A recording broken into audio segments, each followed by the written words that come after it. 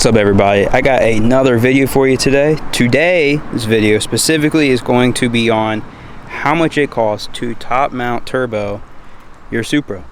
So I kind of went through everything that I've done and I broke it down into pricing and pretty much what I've done, and then at the end I'll throw in what more stuff that tuners recommend. So to start off, I'm actually going to start with the biggest thing that everybody probably wants to know: the turbo kit itself. The turbo kit itself was $8,175. Now that included a lot of stuff. I mean, your manifold, downpipe, turbo, obviously, wastegate, charge pipe, blow off valves, and then little essential things like the vacuum lines and stuff like that. However, I actually waited and got mine on Black Friday, where I paid $7,100. So I did save quite a bit of money there, but still a super pricey investment. Next, the catch can, not necessarily essential, but it's always a help. Keep the oil out of your intake and all that stuff. Plus it is also atmospheric, so that helps a little bit. So the catch can was $466. Unfortunately, I didn't buy that on Black Friday. I kind of waited, and I think on Black Friday it was like another 50 bucks off, so I didn't get that on sale, but it was $466. Now including that $466 was also the radium little thing right here. So instead of the hose attaching to the stock setup, it came with this little radium where it has the AN fitting. Looks a lot cleaner. So that was the extra, I think, $48 for that piece. Next, the CSF intake manifold. The CSF intake manifold isn't really required, but it helps a lot. Any manifold really helps. The reason I went CSF is because they seem to have the most data backing it up online. Seems like all the other companies doesn't really have data, and I'm like a data numbers guy. So when I saw the data, I was like, dope, that's what I want.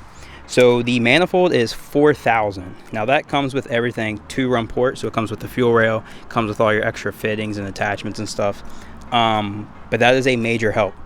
I personally would recommend it, but teach their own. That manifold is literally a little more than half the price of the turbo kit, so do whatever you want to do. The port injection wire harness with the reflex and boost controller. Now that's the wire harness I was talking about in my last video, where it goes around the whole engine and then it goes like up in there and then in there. That's what controls your secondary fuel, so like your port injection. That's very important if you want to make more power, especially if you want to go over E50. You got to have that other rail of injectors, so that is a little expensive. Also the boost controller was with that, so it is a little expensive, but if you want to make power, you got to do it because the fuel system's going to tap out. Next, I'm going to go back over here to the turbo. I got the black titanium exhaust strap. That's not really needed, but it helps keep exhaust or underhood temps down. That was 50 bucks. Now I say 50 because the wrap was 32, and then the metal hangers was another 12, so about 50 bucks. Next, the Visconti flex fuel sensor. Currently I cannot run this because I am on BM3 and BM3 doesn't support it yet, but they are talking about it. The Visconti flex fuel sensor is not necessarily needed if you want to sit there and you want to measure out your blends yourself. You can. It'll save you 1,000, or no, sorry, whoa, big sorry. The flex fuel sensor is $595, so that will help if you want to cut back a little bit of funds. You can do that yourself. However, it is very convenient when you want to drive, get 93, then you want to fill up with 85, then you have a little bit of 85 left, but you want to fill up with 93 because there's no 85 stations, so now you have like an E50 blend. It just adjusts your tune for you, so it's super convenient, super nice. The Visconti low pressure fuel pump, unfortunately you can't see because it would be under the car in the fuel tank. However, I do not have that installed yet because I cannot get that stock fuel line off. That I'm gonna have somebody do it for me. Did 3 hours trying to get that line off. But the low pressure fuel pump is $1,295. The injectors for my port injection ID 1050X's are 806. That's what the tuner recommended to get, just the ID 1050s.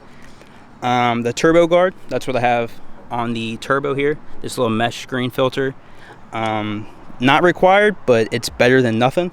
Or you can fit a whole filter on there if you wanted to, but I really like the turbo guard. One, it looks dope. Two, honestly, what's going to get up in here besides dirt, and I'm not really concerned about that. The turbo guard was $109.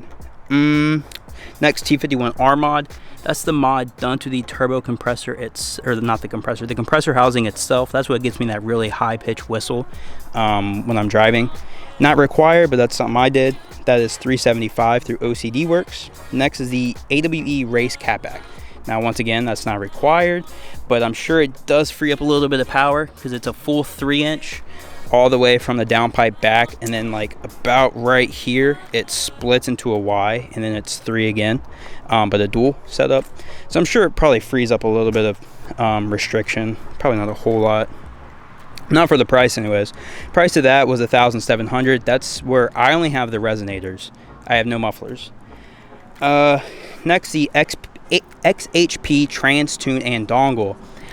Honestly, I didn't notice a huge difference in the transmission when it comes to using that. Tuners speak highly of it. I don't really see a huge difference, but I do have it. I did notice a difference on like cruising. It doesn't seem to shift into 8th gear as fast, so you're not going 40 miles an hour in 8th gear. It's more like going 40 miles an hour, you're in like 5th gear. So I do think that helped a little bit on cruising, not so much on like fast shifts or anything. Next, femto unlock. This is required for all of us post June 20 ECU people. So ECU unlock, so where you ship that off to Finland.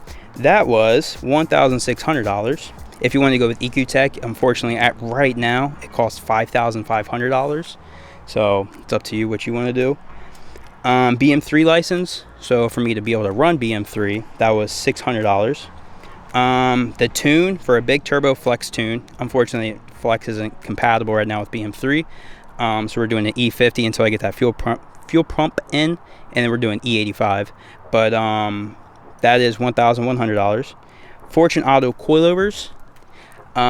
Really not technically required. I believe like a lot of the high horsepower dudes aren't even running like a suspension setup. I don't know for sure, but I like fitment, and I like, you know, being able to adjust my suspension.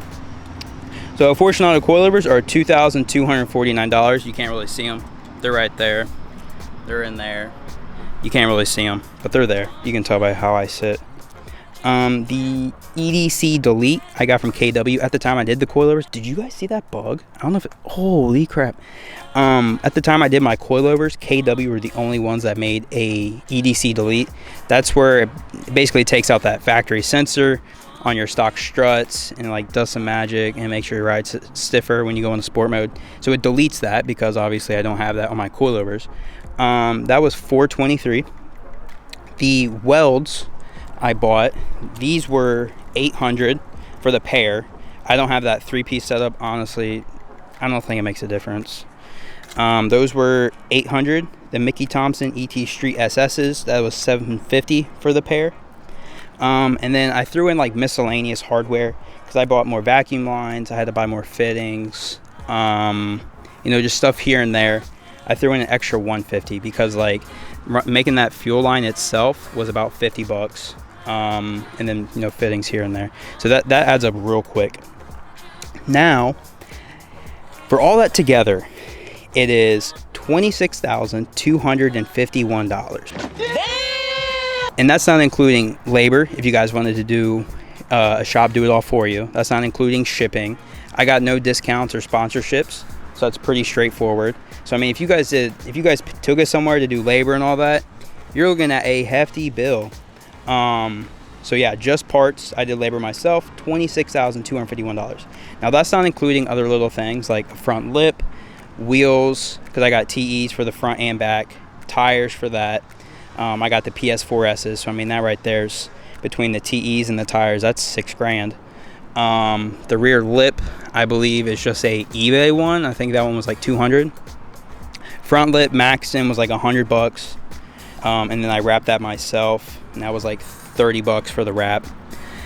So I mean, I easily have quite a bit of money into this. Now for me to go further in this build, a 6466 is, you know, it's got a high limit. I believe it's like 900 or 950 is like the horsepower rating for that turbo, so it's quite a bit.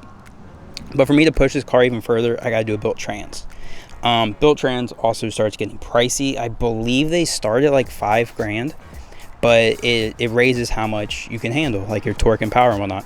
So it's something I am going to do in the future, that, and I am going to run meth just for cooling purposes. In Florida, it's super hot. Like right now as I'm filming this video, it is 89 degrees and it is only March. So, you know, imagine what it is in July, August time. So, you know, that's where I'm gonna leave the video. $26,000. And I will see you guys in the next video. See ya.